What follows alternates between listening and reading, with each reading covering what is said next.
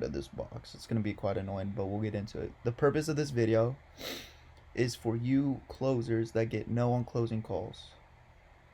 And it means 90% of the time, it's never a no, it's just a not right now. And we got to figure out why not right now. It's either because of uncertainty, not rejection. All right. This video focuses on understanding decisions, not forcing closes. Too many of you guys try to defend yourself when they give you a no.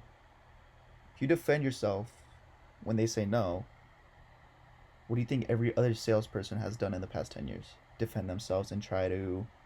We'll get into what they try to do, but just heads up, do not defend yourself, or else you are not considered a closer. You are considered a beggar, in my opinion. Okay, you'll learn to really diagnose what's really happening. All right. So the core reframe: no does not equal lack of interest. No equals fear, risk, or lack of clarity. If they booked and stayed on the call, value existed at some point. No one's just gonna. And I remember talking to this one person. He said, if they say no,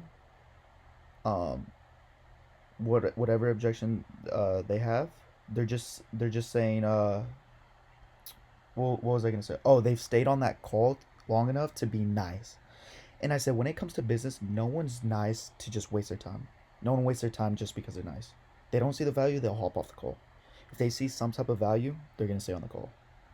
Your job is to understand the gap and also create one. So let's keep going down.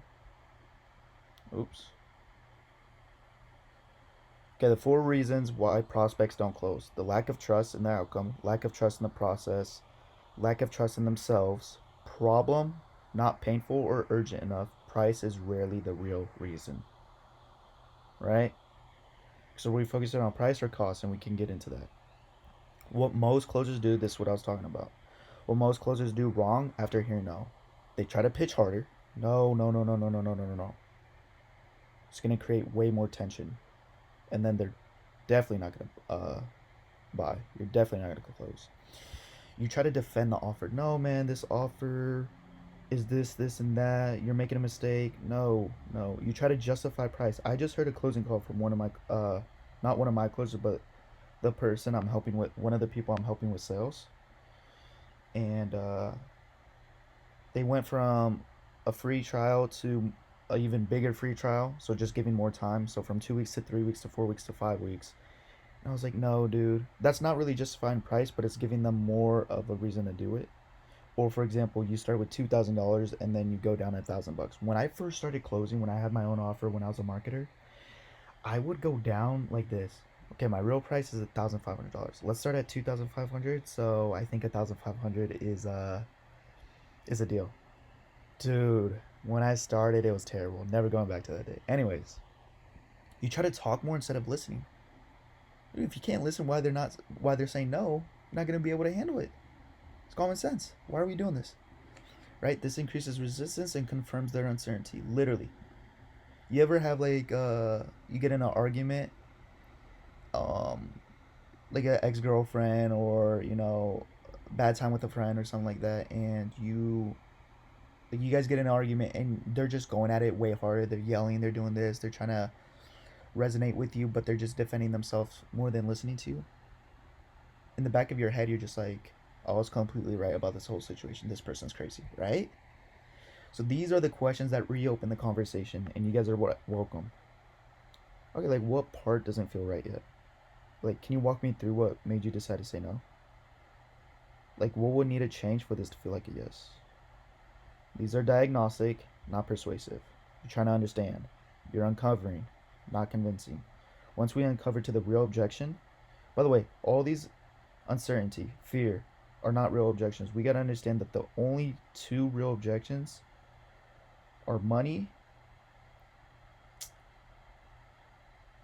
It's money and fear, right? Money and fear, and then maybe time, right? And then there's obviously some logistics, like if they got to consult to a business partner, your setters did something wrong, right? And we got to get down to why they're fearful. We got to get down to the pinpoint of their objection. We can't try to close them when their objection is barely on the surface. When we're barely touching the surface, we need to get to the pinpoint, the inside of that reasoning, what's behind it, and reframe them, right? Give them a different way of thinking. Because the minute we can get them on a different way of thinking, they're going to change their perspective of what the offer is, and they're going to close, right? Re-anchoring to the prospect's own words. Reference problems they already admitted earlier in the call. Okay, I'm kind of against this, and I'll tell you why. I'm not against this, but it's the way you do it. You don't, well, man, you told me that problem you said earlier. No. You just go with the question. Okay, and like, I can't really recall, but can you remind me again, like, what has happened in the past 2 months that you've been trying to get over? And boom, they readmit their problem. Get them to readmit their problem. Don't try to bring it up. Right? You can bring it up in a question for them to readmit it. Use alignment checks instead of pressure. Example, earlier you said X was costing you. Has that changed? See how it ends in a question? At first I was like, and then he goes, has that changed? They're going to go, no. Right? No confrontation, just clarity, right? Don't try to confront them with their problem. Just clarify. Okay. Oh, shoot. Oh, no, we're good. The walkaway close. Removing pressure increases trust. Calmly letting go often reopens the sale. So confidence and authority matter more than urgency, right? Example, no pressure. If it's not right, it's not right. And then going with the question. No pressure. If it's not right, it's not right. But can you remind me again? Like, earlier you said X was costing you Y. Like, has that changed in the past 2 months? Or has it been costing the same? Like, are you willing to settle for that? Are you willing to stay in that same position? So what do you feel like you need to do? Clay, but you don't need to. And is it fair to say, and just hold me accountable here, that you haven't done anything in the past 2 months? Because you noticed it's been a problem for 2 months. Like, what's prevented you from doing something the first week? All these questions. Obviously, don't go straight down from that and copy everything I just said. But those questions will come out in a closing call. Final takeaways. Closing is about removing uncertainty, not convincing. Calm curiosity beats aggressive persuasion, right? Just being curious. And when you are asking these questions, guys, please actually sound curious. If I go in here, dude, like earlier you said X was costing you Y, like, has that even changed? Like, you're not even curious, you're just trying to catch them in something. And when you try to catch someone, they're gonna notice it, right? Our brains are really smart when it comes to psychology. So sounding curious and they try to push back. No, man, I'm just trying to see at the end of the day if I can even help you. Because if it's not right, it's not right. Like, no pressure. So, like, can you remind me again? And then be curious. Understanding decisions closes more deals than scripts. Stop following scripts. We're in 2026, boys. Come on now. Okay. Soft outro. I don't know why they gave me this, but like, yes, save this if it helps. Subscribe, like, apply one thing on your next call. Oh yeah, I do really want to touch up on this. Like, even though it gave me this, I don't know why it gave me the soft outro. Even though it gave me this, seriously, if you are a mentor or a sales manager, stop giving your SDRs and your closers 10 things to fix. Give them one thing, because if you give them 10 things to fix and 6 worked, 4 didn't, they're not going to know which ones worked and which one didn't. They're going to just think all 10 worked. Give them one, tell them to apply in the next 5 calls, give it a week. If it didn't work, it didn't work. If it worked, cool. See if they can improve after reviewing what they applied. And then you can touch on the other 9 things, right?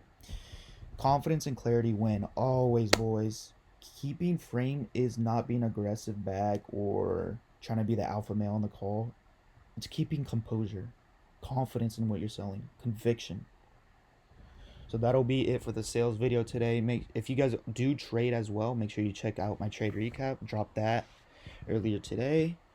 Hope you guys like this, and again, subscribe and like the video. Sorry, I'm new to this whole YouTube thing, as you guys can tell. But I'm trying to grow. Seriously, if you think someone else can benefit off this, share with them. Seriously, I'm just trying to help.